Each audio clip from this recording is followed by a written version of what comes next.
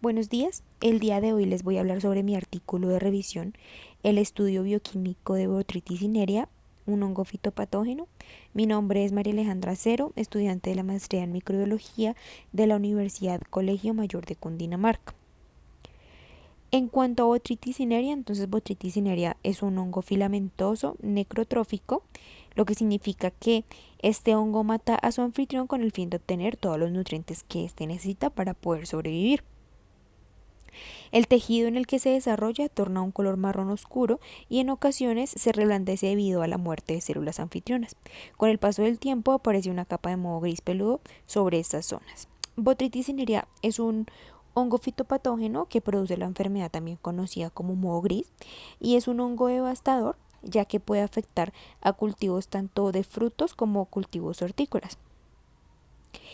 La infección que causa este hongo depende mucho del estado del huésped. Si el huésped tiene heridas previas por insectos o por orugas, el hongo podría penetrar de forma más fácil este tejido y desarrollarse pues con mayor facilidad. Una de las características que influyen a que este hongo aparezca de forma más fácil es la humedad. Una humedad superior al 80% es un factor clave para el desarrollo de este patógeno. Con esto se evidencia que este microorganismo tiene una alta incidencia en cultivos hortícolas como en frutos, y basados con estos hechos, entonces la siguiente revisión se va a enfocar en describir a profundidad las características del hongo, su morfología, la composición de la pared celular, cómo funciona su metabolismo y, adicional a esto, describir la producción enzimática, que tiene una gran ventaja en la industria alimentaria hoy en día. En cuanto a su morfología, este tipo de hongo posee diferentes estructuras bastante importantes.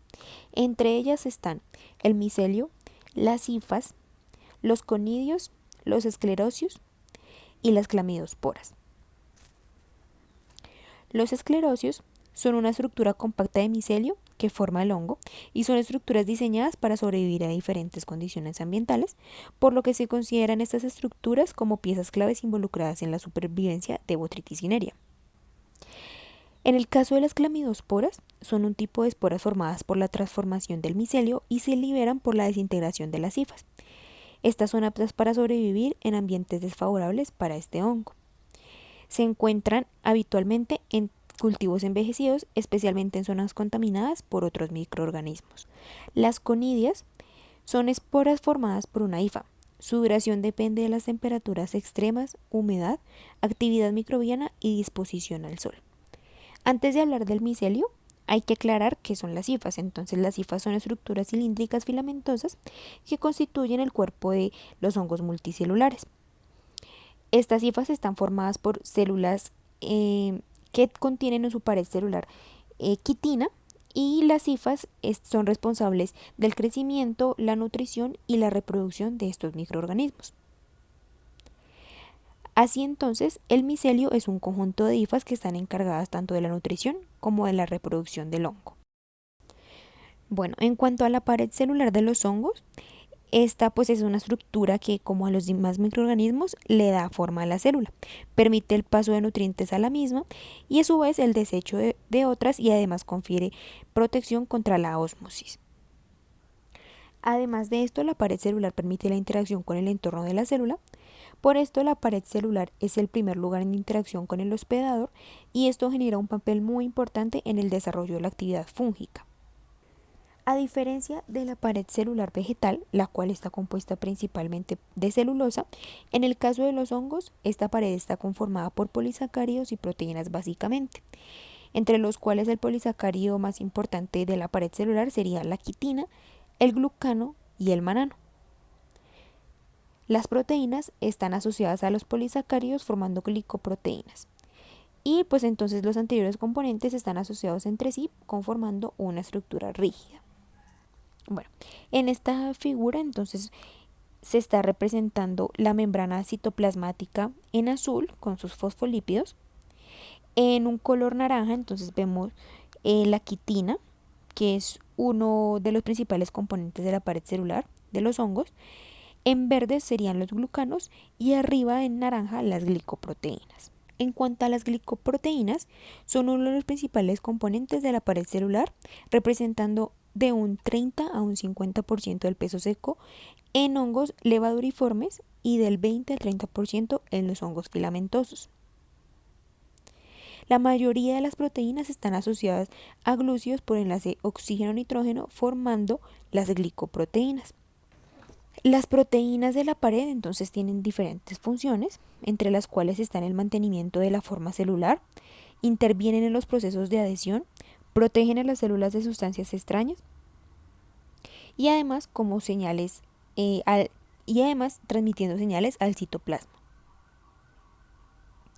En cuanto a la quitina es un polisacárido estructural que se encuentra en abundancia en la naturaleza. Representa del 10 al 20% en peso seco de la pared en los hongos filamentosos, mientras que en los hongos de levaduriformes representa del 1 al 2%. Este tipo de polisacárido le confiere rigidez a las células y además evita la pérdida de agua. En cuanto al glucano, es uno de los componentes que mayor proporción tiene en la célula. Representa del 50 al 60% del peso seco en esta estructura. La mayoría de los polímeros de glucano están compuestos de unidades de glucosa con uniones beta-1,3. En el caso del beta-1,3 de glucano, se sintetiza por un complejo de enzimas en la membrana citoplasmática llamadas glucanosintetasas y es el componente estructural más importante de la pared al que se unen covalentemente otros componentes de esta estructura. Para entender un poco el ciclo de infección, entonces primero hay que tener en cuenta que este tipo de hongo infecta a más de 200 especies vegetales distintas, desencadenando así grandes pérdidas económicas antes y después de la cosecha. El patógeno puede atacar cualquier parte de cultivo en cualquier etapa que se esté llevando a cabo entonces este crecimiento tanto de una planta como del fruto. De hecho, ha sido clasificado como el segundo patógeno vegetal más devastador. Cuando las esporas del hongo se depositan en la superficie del hospedero, aquí empieza el ciclo de infección. Cuando se deposita entonces en el hospedero, empieza la germinación y la adhesión de las esporas sobre el huésped. Esta adhesión se lleva a cabo mediante la interacción de la cutícula del huésped y el patógeno. Como lo mencionaba antes, esta inserción de las esporas en el tejido vegetal del hospedador se debe a bien sea por heridas anteriormente causadas en la planta o por la participación de diferentes actividades enzimáticas. Después de que se establece entonces el patógeno en la zona de infección, se da lugar a la muerte de las células localizadas en el punto de penetración. Aquí entonces se va a generar una respuesta de autodefensa por parte del huésped, a lo que le llamaríamos una fase de latencia. Es decir, que el hospedero intenta defenderse del patógeno en las áreas donde se encuentra la necrosis. Ya entonces, si el patógeno logra romper las barreras de defensa de la planta, empezará la colonización por parte de este sobre el tejido infectado, produciendo un nuevo volumen de esporas y se da lugar a un nuevo ciclo de infección. Bueno, Botrytis cinerea entonces es un hongo multicelular. Este tipo de hongos tiene una respiración aeróbica. Es decir, que este tipo de microorganismos van a extraer la energía a partir de compuestos orgánicos. En este proceso de respiración se consume glucosa como combustible y oxígeno como receptor final de electrones en reacción con el ácido pibúrico. Así se obtiene entonces dióxido de carbono, agua y moléculas de energía, es decir, ATP. Un dato bastante importante de Botrytis cinerea y que ha sido bastante utilizado en la industria del vino es que este hongo de microorganismo es capaz de producir una enzima que se llama la glucosa oxidasa. Básicamente lo que hace esta enzima es catalizar la oxidación de glucosa para que se convierta en ácido glucónico. Esta reacción, como podemos observar, entonces va a tener una ganancia de 1 medio de moléculas de oxígeno reducido por cada glucosa oxidada, es decir, convertida en ácido glucónico. Este tipo de reacciones ha sido bastante utilizada en la industria del vino. De hecho, la revista Vinnoble menciona que este hongo ha sido bastante aprovechado para realizar vinos botritizados. Lo que hace este hongo es que se alimenta del azúcar y el ácido tartárico de las uvas, realizando diminutos agujeros en la piel de la fruta.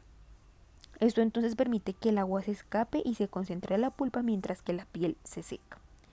Ya entonces el ácido tartárico restante se transforma en el ácido glucónico y glicerol. Entonces, por esto los vinos botritizados contienen concentraciones más altas de lo normal de azúcar, de glicerol, ácido láctico, glucónico, acético y polifenoles. Por esto digamos que este vino ha sido preferido por aquellas personas que prefieran vinos con alta cantidad de azúcar. Uno de los ejemplos de vinos botritizados es el vino Tokaji. Es el vino de pudredumbre noble más antiguo del mundo que se elaboró en Hungría. Ya entonces, como conclusiones, Botrytis cinerea es un hongo fitopatógeno que ataca centenares de plantas y frutos. Es un hongo filamentoso multicelular y pertenece al reino fungi. Las células de Botrytis cinerea, al igual que otras clases de hongos filamentosos, están construidas por una rica.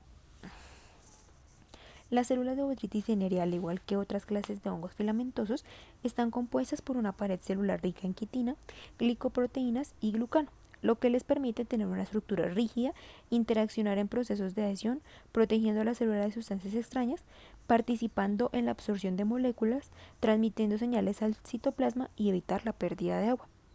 Botrytis cinerea es un microorganismo que necesita oxígeno para poder desarrollarse, es decir, que tiene una respiración de tipo aerobia. Adicional a esto, es un microorganismo quimio órgano heterótrofo, es decir, que utiliza compuestos orgánicos como fuente de carbono y energía y además obtiene sus nutrientes al absorber compuestos orgánicos del ambiente. Por último, Botrytis cinerea sintetiza la enzima glucosa oxidasa que cataliza la reacción para convertir la glucosa en ácido glucónico, el cual es bastante aprovechado en la industria del vino para mejorar su sabor y darle un aspecto más dulce.